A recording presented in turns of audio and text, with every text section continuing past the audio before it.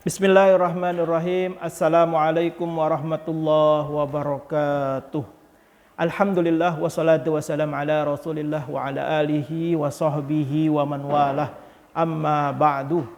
Alhamdulillah, kita panjatkan segala puja dan puji kepada Allah Subhanahu wa taala serta rasa syukur kepada Allah Subhanahu wa taala atas limpahan nikmat dan karunia sehingga pada hari ini Allah masih memperkenankan kita berjalan-jalan di atas buminya, beraktivitas dengan penuh kemudahan-kemudahan.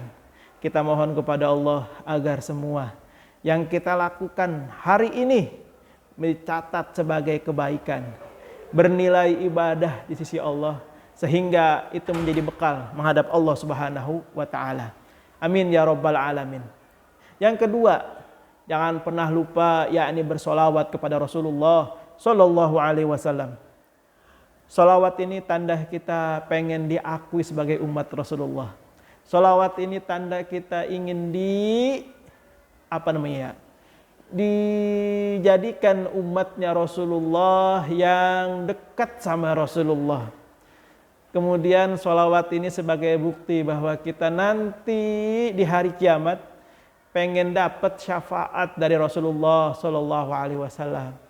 Karena sholawat ini salah satu kunci mudah masuk ke dalam surganya Allah.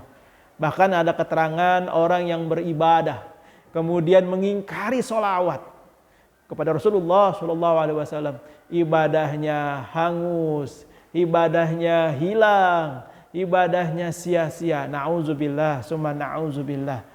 Baik, pada kesempatan hari ini kita akan membahas tentang kondisi umat Nabi Muhammad Sallallahu Alaihi Wasallam. Kondisi umat Nabi Muhammad yang dia mencintai sesuatu dan membenci sesuatu yang lainnya. Nah, ini akan menjadi fakta dan realita di antara kita atau di sekitar kita semua. Sehingga kita jangan sampai terlena, jangan sampai masuk dalam golongan yang jeleknya nanti ya. Yang pertama, kalau ingin tahu lebih jelas, ini ada dalam hadis di buku Nashaihul Ibad bab kelima, maqalah yang kedua.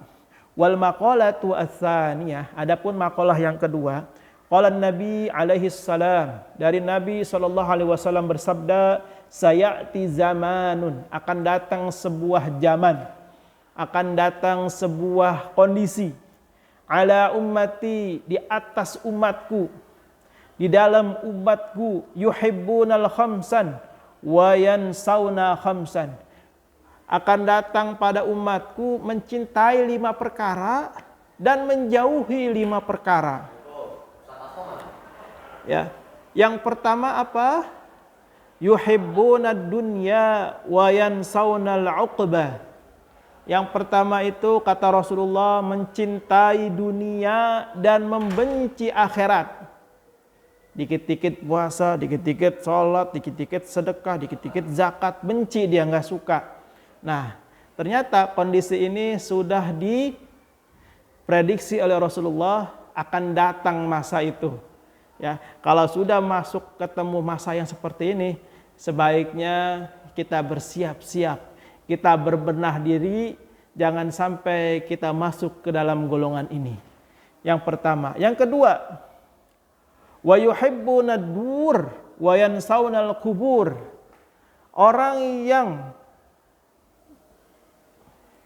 mencintai kemewahan dunia, mencintai rumah-rumah kemewahannya, dan dia membenci kubur.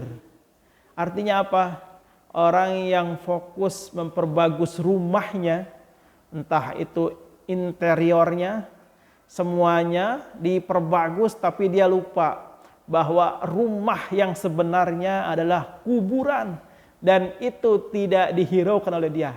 Nah, ini zaman sekarang banyak nih kita temui, rumahnya berlantai tingkat dengan fasilitas dan teknologi yang canggih-canggih, tapi orangnya lupa dengan kubur Artinya apa? Dia lupa bahwa yang sebenarnya rumah dia itu bukan itu, tapi kuburan 1 kali 2 meter.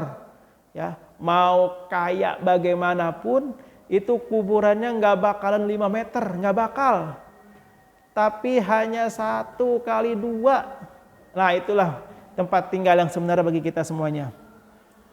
Terus yang ketiga, yuhibbunal mal wa yansawnal hisab. Dia mencintai harta, mencari harta sampai lupa waktu, lupa ibadah. Sampai apa? Dia lupa bahwa harta itu akan dihisab. Justru harta ini lebih berat hisabnya daripada hal-hal lain. Ya, harta ini akan ditanya sama Allah bagaimana cara mendapatkannya dan cara menghabiskannya. Mendapatkannya baik, menghabiskannya enggak baik, itu udah kena azab dari Allah Subhanahu wa taala. Apalagi mendapatkannya tidak baik, mendapatkannya dengan korupsi, dengan mencuri, menzolimi, merampas misalnya. Udah, kalau didapat dengan cara yang salah, pasti akan dihabiskan dengan cara yang buruk pastinya. Kenapa? Tidak ada harta yang jelek, tidak ada harta yang didapat dengan cara yang tidak halal, itu membawa kebaikan, membawa keberkahan. Ya, makanya bisa dilihat ketika memiliki harta, apakah harta ini membuat tenang hati atau tidak. Kalau membawa ketenangan, maka bersyukurlah bahwa harta itu harta yang halal. Harta itu harta yang haknya buat kamu. Kalau itu harta membuat tenang. Tapi ketahuilah, ketika harta yang ada sama kita membuat kita was-was, membuat kita tidak tenang, membuat kita malas ibadah, membuat kita ribut mulu sama orang dari harta itu, maka ketahuilah harta itu bukan harta yang halal. Jadi harta yang halal dan berkah pasti membuat tenang orangnya, membuat bahagia orangnya, membuat taat kepada Allah Subhanahu wa taala dan gemar berderma, gemar bersodakoh, berinfak, berbagi. Itu kalau hartanya benar. Tapi kalau hartanya yang haram, ya udah, itu udah nggak usah ditanya dah. Semua kemudorotan, semua kejelekan akan muncul karena ada harta haram di situ. Ya, nauzubillah, summa nauzubillah. Itu yang keempat. Yang kelima, wa yuhibbunan nafs wa yansawnallah. Dia lupa, dia mencintai dirinya dan dia lupa bahwa dia akan lepas dari dirinya itu. Artinya apa? Boleh kita mempercantik diri, boleh kita mempersehat badan kita, boleh kita pakai pakaian yang mahal, boleh minum obat yang mahal buat kesehatan, boleh. Tapi ketahuilah, kita akan berpisah dengan jasad kita. Ruh akan kembali kepada Allah, jasad akan dimakan oleh cacing-cacing tanah yang ada di dalam kubur. Ya, ketika kita mencintai jasad ini, fisik ini, melebihi cinta kita kepada Allah, maka ketahuilah bahwa kita pasti akan berpisah dari jasad yang kita miliki saat ini.